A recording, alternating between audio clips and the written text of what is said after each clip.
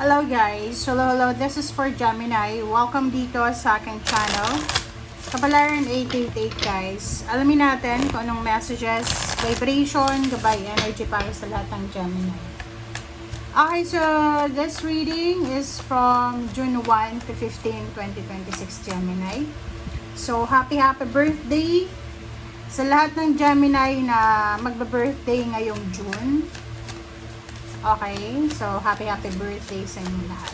Okay, first card mo Gemini is Stone People, Vigilance. Okay. This is a warning, this is an awareness para sa lahat ng Gemini. Yung Stone People kasi, ito yung mga judgmental na tao. Yung mga taong masasama ang ugali. At yung mga taong hindi mo naman kailangan ng opinion nila, pero magbibigay sila ng opinion para sa'yo. Okay? So, you need to be careful sa 15 days na to, Gemini. Especially doon sa mga taong alam mo na ayaw sa'yo. Yung mga taong alam mo na pinaplastic ka lang. Yung mga taong alam mo na, alam mo yun, hindi sila totoo sa'yo. Okay? So, you need to be careful. Possible na makatanggap ka ng mga kwento na sinisiraan ka ng mga tao. Possible na maka-encounter ka ng mga judgmental na tao. Yung parang i-judge ka according sa pananamit mo. Or whatever man na ginagawa mo. So, the 15 days is kailangan mong mag-ingat. Huwag kang makipagharap sa mga tao na alam mo na galit sa'yo. And music, this is harmony. Sinasabi ng bara sa'yo dito na as much as possible, Gemini, mas bilihin natin yung katahimikan. Choose your battles wisely. Okay? Mas piliin mong maging harmonious, secured, stable ang iyong puso. Kumbaga, huwag mong ipilit kung ayaw nila sa'yo, hayaan mo lang sila. As long as na tahimik yung puso mo, masaya ka, wala kang tinatapakan or wala kang inaapakan na pagkatao, na tao, na damdamin. Kumbaga, nabubuhay ka ng malaya. Like, nakakatulog ka ng maganda sa gabi kasi alam mo na wala kang niloloko, wala kang inaapektuhan. Okay. So, this is for Gemini.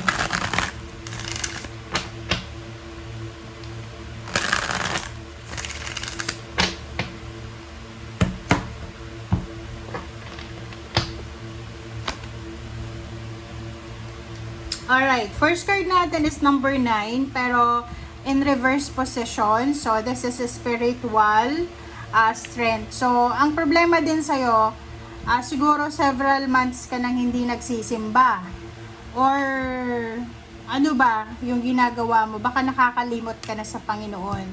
So, the first 15 days, kung may oras ka, lalo na kung birthday mo, magsimba ka. Okay? Connect with your spiritual. Okay? So, yun yung una na baraha dito sa second deck. Universe.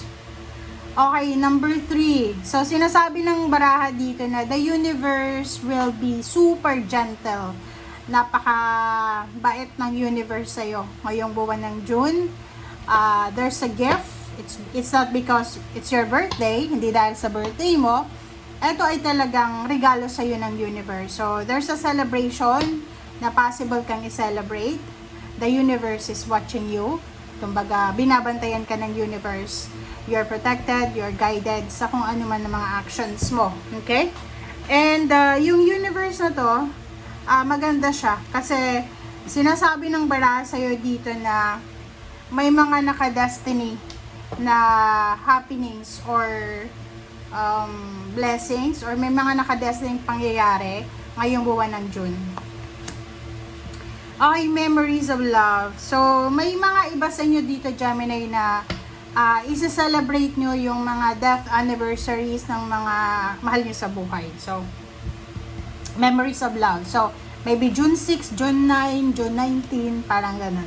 June 16. Yan yung mga posibleng mga anniversaries ng mga mahal mo sa buhay na wala na dito sa mundo. Okay, base chakra. Ang ganda nito. Kasi itong base chakra, this is the foundation. So, sinasabi ng barahan na kailangan mong bumalik. Kailangan mo daw, Gemini, na bumalik sa dati. Kailangan mong balikan kung ano yung dati mong pangarap. Balikan mo yung dati mong motivation. Balikan mo yung dating ikaw. Kasi baka may mga pagbabago or changes nang nangyayari sa buhay mo.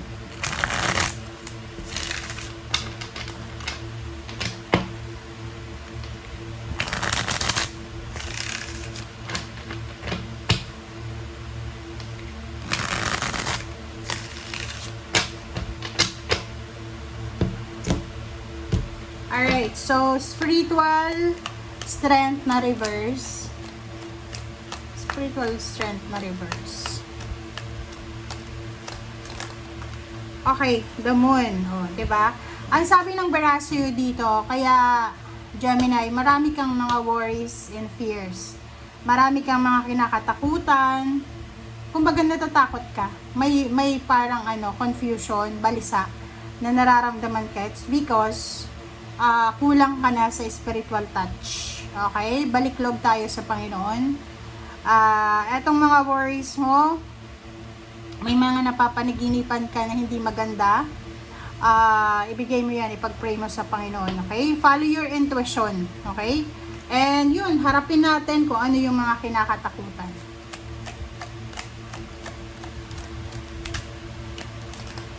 Alright.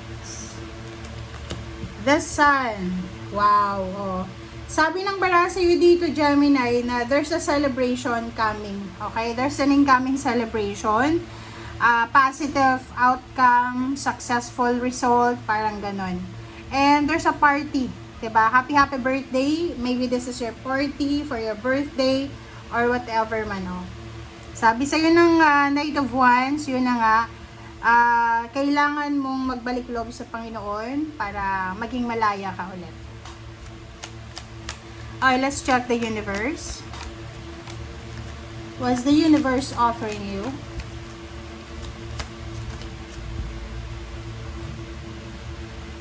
Okay. King of Wands. Oh. So yun, isang naka-destiny na trabaho ang posibleng i-offer or ibibigay sa iyo ng universe. Nakikita ko sure dito magiging sobrang motivated ka sa kung ano man na darating sa'yo. Another here is you need to be careful. But yun na nga, sabi dito, naka-destiny. So kung may mga tao dito na like yung mga taong pinagkakatiwalaan mo, tapos lalabas yung totoong kulay nila sa ngayon, like akala mo mabubuting tao sila, pero ipapakita sa iyo ng universe kung gaano sila kasama. So this one, sinasabi okay lang kung malaman mong niloloko ka, hindi sila honest sa iyo, selfish sila, at least alam mo na. Okay? So yun, the universe is one of your blessings from the universe is bibigyan ka nila ng parang revelation. And next is courage. Okay, so may mga ma-overcome ka na mga problems. Ayun na nga, relationships, may mga tao na tinatrader ka lang or whatever. Kumbaga, maayos mo yan. Okay, lalabas yung totoo. And good health. Good health.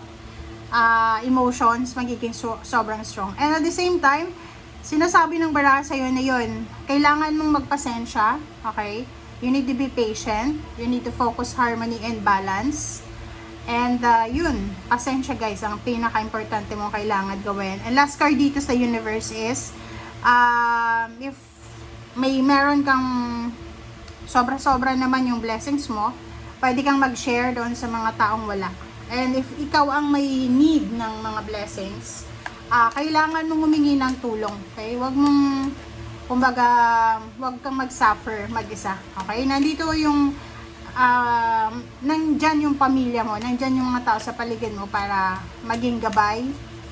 Or, yun na nga, if ever na walang mga physical human na tutulong sa'yo, humingi ka ng tulong sa Panginoon.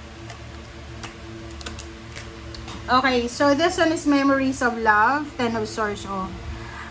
Siguro yun, may mga iba sa inyo, Gemini, na medyo may trauma ka pa sa nangyari sa yung, like sa yung loved ones na wala na dito sa mundo. So, dito sinasabi ng barahan na kailangan mo daw na i-force ang sarili mo na tapusin na, mag-move on na, okay?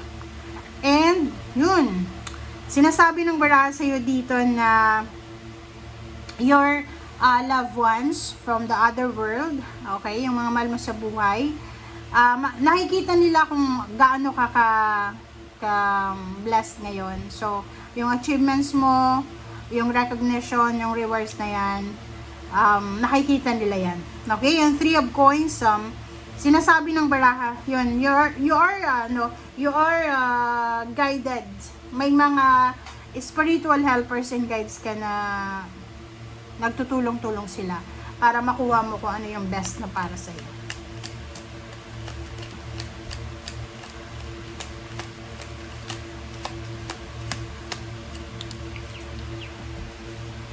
Okay. So, this one is reverse, 7 of Cups. So, yung reverse na to na base chakra, iwasan natin yung pag-fantasize. Okay? As much as possible, be true, harapin ang katotohanan, iwasan yung mga imagination, unrealistic goals, and everything. Okay?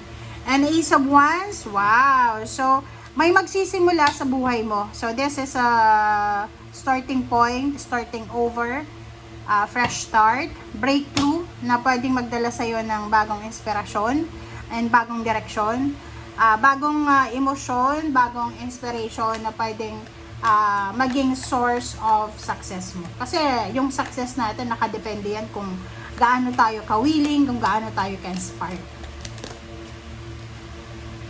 Impress. But first of all and last, you need to take care of your body. The Empress is here. So, sinasabi ng barahan na walang kwenta yung success kung hindi ka healthy. So, as much as possible, Gemini, take care of your body. Take care of your health, your emotions, your spiritual, and your money. Bye!